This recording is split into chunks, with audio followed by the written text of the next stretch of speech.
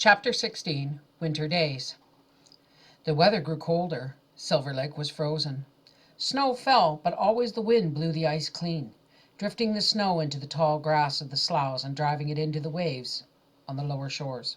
On the whole white prairie nothing moved but blowing snow, and the only sound in the vast silence was the sound of the wind.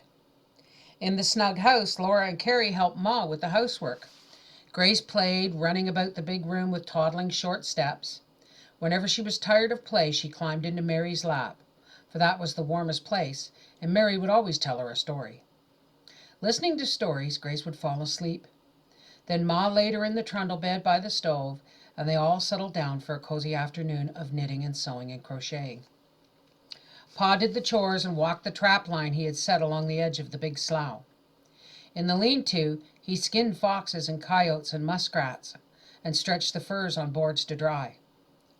The prairie was so desolate and the wind so cold that Mary did not go out at all.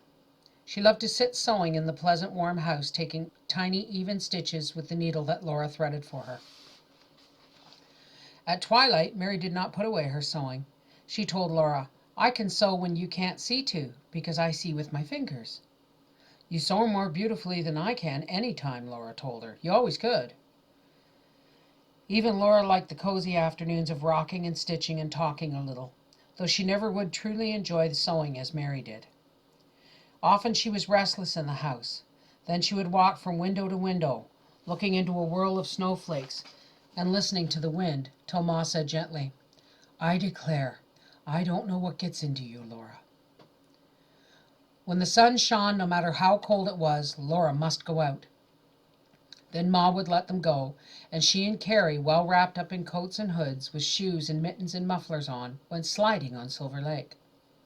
Holding hands, they ran a little way and then slid on the dark, smooth ice.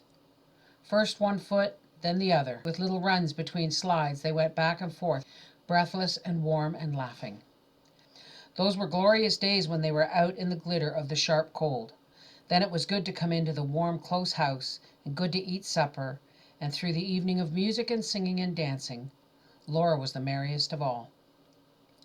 One stormy day, Pa brought a wide, square board in by the stove, and with his pencil he marked off small squares inside a plain border.